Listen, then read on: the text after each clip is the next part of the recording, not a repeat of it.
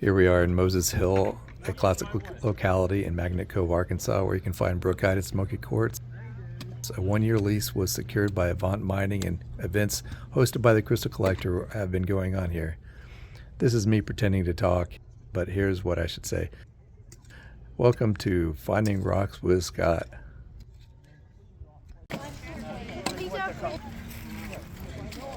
What's this? What's right by your hand? Is this like an awesome little crystal cluster? Oh, look. Possible some crystals in there, but you have to rub it and see. You break off a little bit. Oh, there is some crystals in there. Yep. Hey, the sad thing is, I sound like I know what I'm talking about, and I'm leading these people around, but I'm the one who finds the worst stuff, so they're probably not going to do any good either. As I mentioned before, this is a public dig that was hosted by the Crystal Collector, a celebrity on YouTube, and I will link to him below on the YouTube channel. Keep in mind, we had different ways to collect that day. We could search around on the surface, we could try to find pockets to dig into, or we could go through tailings from the area where they were using the machine to dig. And that was the large smoky quartz crystal area. There was more smoky quartz and less brookite there, whereas the places where people were digging for pockets was mostly brookite and smaller quartz crystals. Now, because it had rained over many months since the last event and they hadn't done anything, it was best to do some surface collecting. You could find a lot of individual brookite crystals very easily, and small crystal clusters like that one here. And if I had done that right away, I probably would have had a really fruitful day. One change, however, from the previous digs is that the buckets prices have gone up. The large 5-gallon buckets were now $300 instead of $100, and you could get a 1-gallon bucket for $80. So you try to fill up as much as you could or wanted to.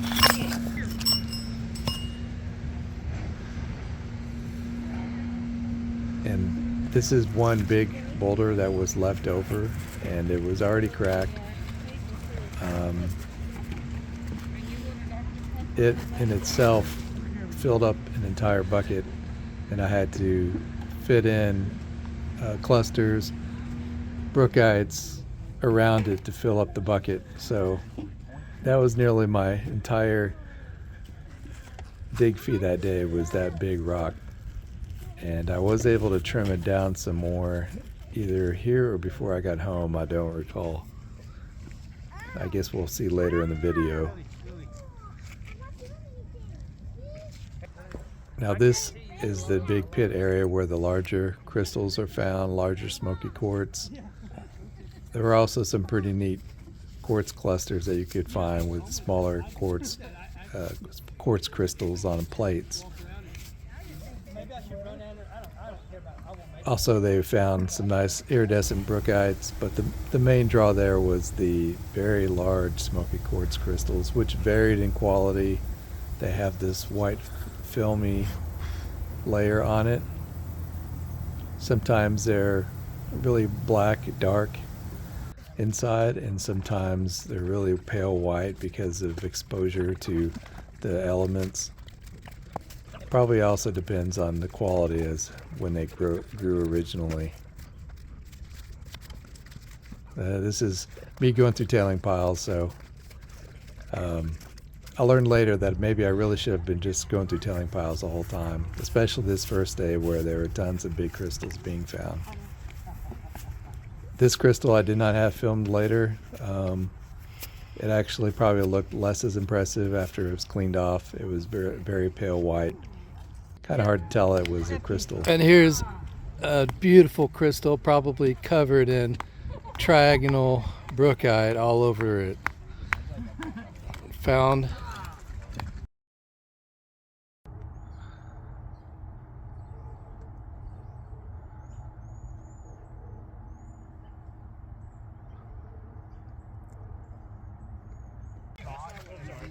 What did you find, Debbie? I found something. Looks like a big ugly point. Good job. Big ugly point. Finding that great big one. Oh man, that's awesome. My little half box of half a gallon of rocks is looking pretty poor. I did find one half point. Oh my goodness. Yeah, you did. You found really good. I got still stuff cleaning, soaking. It's too. I'll be cleaning These for 2 are years. amazing.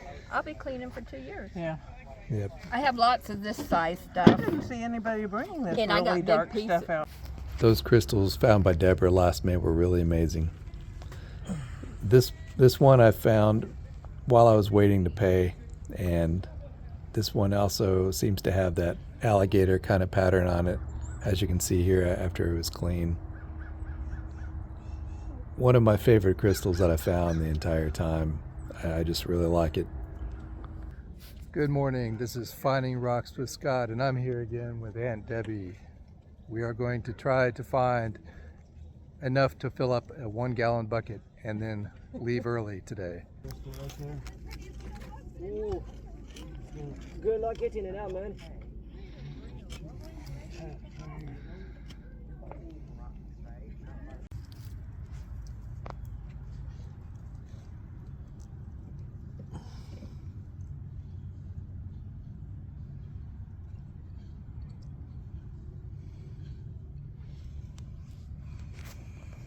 All right, here we go for the pull. For the pull. That's a two-handed pull for sure. Oh, it's just, oh man, and it's smoky. Oh my God. The tip is almost, is it perfect? They're all basically perfect. A little celestial, little alligator here. Man. Yeah, there you go. Look Wow. at that. Look at that. These are just shown to show you how they hardly look like anything because they're all dirty mud balls. It takes a lot of effort to clean these, and I've gone over that before. The really red parts sometimes are just an iron mineral, and it's very hard to get that off. The clay is already hard enough to get off as it is. But you'll see more of my specimens cleaned up later, and some of them I didn't really get a chance to clean them up. Like I said, they take a really long time to clean up. Here I am back at the Brookite dig one more day. So I hope you enjoyed this rock counting adventure today. So we all got into these tailing piles at the first start because they had prepared them all week, and I really wanted to try to get the larger quartz points this time. I really felt like I missed out on them before. And if I could have done it again, I would have spent one full day going through tailing piles at this area, another full day, probably the first day, just going through surface finds that had been affected by rains over many months that nothing had been done here. And probably one more day just spent looking through the Brookite area to try to find a pocket.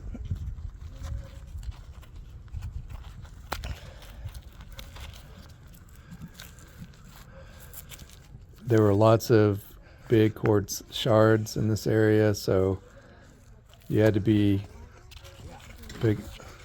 particular about what you found, because the bigger they are, the more they cost technically if you put them in the bucket. Maybe this is the one they had on the video they were previewing.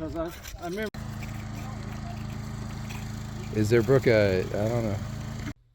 This is probably the best large crystal I found, and After I cleaned it, I noticed there was a needle of rutile probably inside. And rutile or rutile has the same exact molecular makeup. It's a titanium oxide. Here we go, $5,000 crystal right here.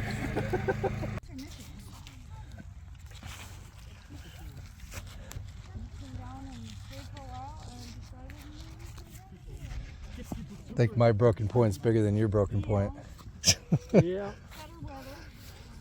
Now this one I would have normally been tempted to keep because of the large quartz point factor, but it would have taken up a large portion of a big bucket, so probably would have cost $100 for it, and I don't think it was that good of a big crystal. This is an expensive rock. Now, I could be wrong.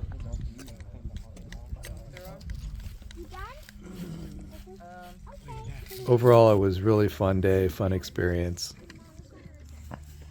This cluster here that I picked up, also I show it later in a photo. Could have cleaned it up a little bit more before the video. But I'll be cleaning up all these specimens for many years.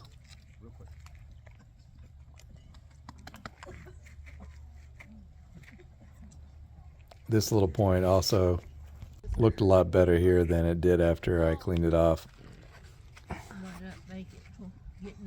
The quartz there did not have much luster, and very few had clarity, but every once in a while someone found something pretty amazing.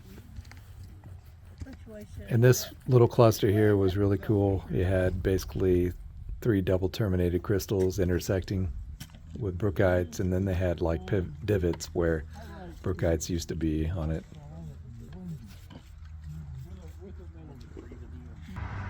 Well, I stayed till the end, and as usual, I don't really know how I feel about what I brought or what I got and bought, so I can't really say how I did.